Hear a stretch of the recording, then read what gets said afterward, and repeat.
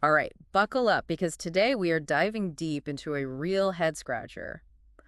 Why didn't the Industrial Revolution happen sooner?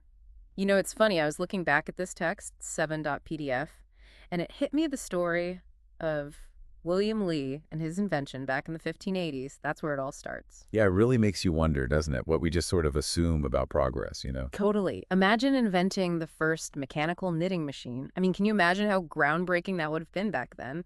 But instead of everyone being thrilled, he gets shut down, royally shut down by Queen Elizabeth III, no less. Wild, right? It seems crazy now, but there was a reason. Fear. Both Elizabeth and King James, they were terrified of, well, basically upsetting the apple cart. This incredible invention comes along, and all they can think about is, oh no, what about the hand knitters? What about our power? It's like a textbook case of what they call creative destruction, isn't it? Right. That whole idea that progress, while good overall, inevitably leaves some folks out in the cold. Exactly. And that fear, as you picked up on, it choked off innovation for, well, centuries, really. Think about it. If a knitting machine caused that much anxiety back then, imagine all the other breakthroughs that never even saw the light of day.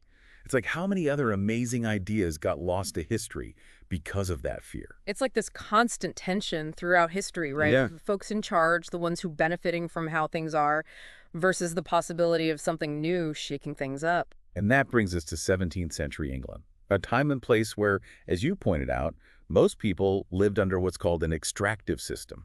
Extractive, huh? It's a pretty intense word, isn't it? It was a pretty intense reality, to be honest. Imagine needing something as simple as a glass window for your house, but the only way to get one. Through a monopoly granted by the king, that kind of control, the ability to basically dictate who gets what, it defined life for everyday people. And England in the 1600s, well, despite some, unique quirks, it was pretty much swimming in this system. So we've got this system that's like designed to keep the folks at the top comfy, squashing anything that might ruffle their feathers, and yet boom, England goes and becomes the birthplace of the Industrial Revolution. How did they break out of that? That's where England's, shall we say, colorful history comes in. Yeah. Those notes you had on the Magna Carta, and of course the whole Parliament situation, those were early signs, like little cracks in that king calls all the shots facade. It's wild to think about, right? Like planting a tiny seed of what if things were different centuries before it actually, well, sprouts into a full-blown revolution. Exactly. And then in 1688, bam, that seed explodes with the Glorious Revolution. And this wasn't just a changing of the guard, swapping one king for another. It was a whole different ballgame in terms of how power worked. When James II tried to pull a power grab, Parliament basically said, nope, not today, and pushed back and won. Okay, so instead of a king calling all the shots, we suddenly have, what, a shared playlist? More voices getting heard? You got it. After that whole Glorious Revolution thing, influencing the government, it wasn't just an exclusive club for the elite anymore. You had that great example in the text, the sheer volume of petitions flooding Parliament. Yeah. And the really wild part, Parliament actually paid attention. Hold up, so people can just complain to Parliament and things might actually change? Come Yeah. on, that's crazy. It was a total game changer. Take the Royal African Company, for instance. They had this iron grip on the slave trade, a powerful monopoly. But when people started raising a stink about it, petitioning, pointing out the injustices, Parliament listened. They actually ended up revoking the monopoly, proving that this whole new system, it could actually respond to, what the people wanted, even when it meant going up against the big dogs. So we've got less absolute power, more voices in the mix. But how do we go from that to like factories and steam engines? I mean, we're still in the 1600s here, right? What else has to happen to really get that innovation engine revving? Well, this is where those seemingly boring but oh so important concepts of property rights and economic freedom strut their stuff. You see, the Glorious Revolution, it wasn't just a political makeover. It laid the foundation for a much more secure, a much fairer economic playing field. Okay, so like in plain English, what does that actually look like? Let's say you're an inventor, a go-getter, heck, even just a farmer who's poured their blood, sweat, and tears into a project. Before the Glorious Revolution, there was always this risk lurking in the shadows. Someone with more clout, more connections could just waltz in and take it all away. I'm getting flashbacks to like Robin Hood, but instead of stealing from the rich, it's the king's cousin showing up. Nice farm you've got here, mine now. Exactly. But with all the changes after the Glorious Revolution, things started to shift. Property rights got a serious upgrade. Investments were safer. And that text you highlighted with the whole Salwarpy River thing, that's a perfect example. The Baldwin family, they went all in on making that river navigable, a massive project with the potential for, let's be honest, massive profits. Right, right. They basically created a brand new trade route, didn't they? Exactly. But before the Glorious Revolution, they had been sitting ducks. Some lord could have just swooped in and said, "Thanks for warming up the place, it's mine now." But after, their rights protected.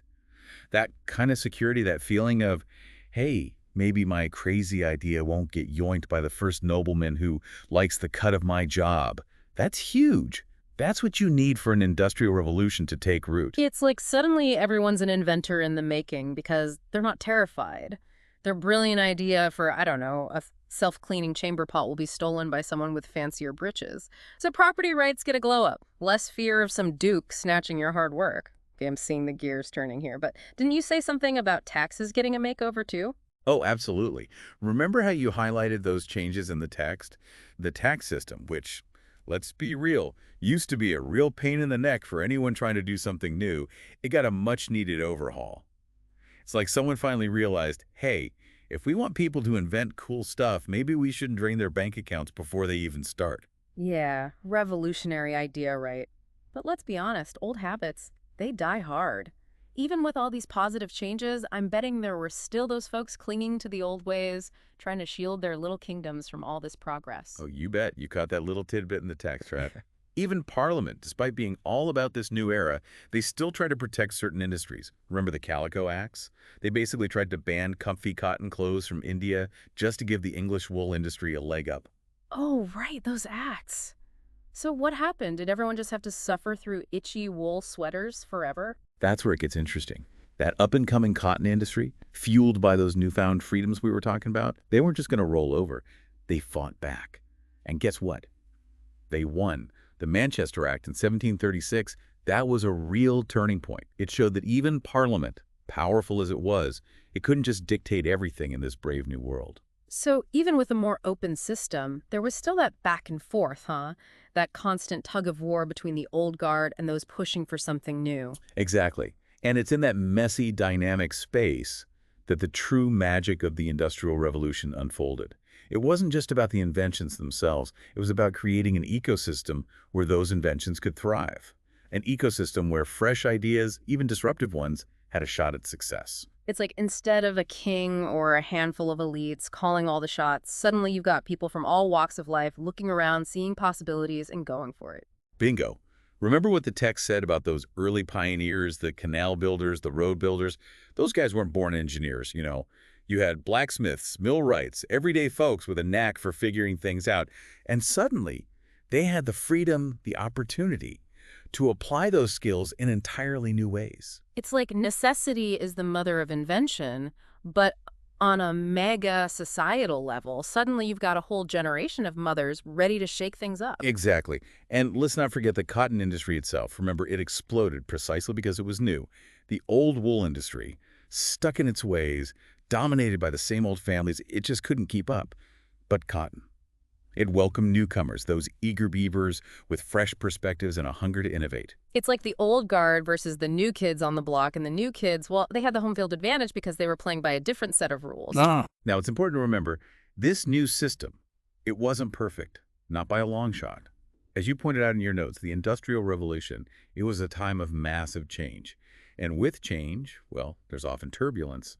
The Peterloo Massacre in 1819, where people just asking for fair prices were silenced, it's a stark reminder that progress isn't always a straight line.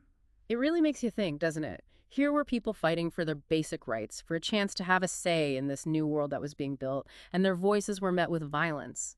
It makes you appreciate the human cost of progress, the stories that don't always make it into the history books. And yet, even in the face of such tragedy, those seeds of a more inclusive system, the ones we were talking about earlier, they were taking root.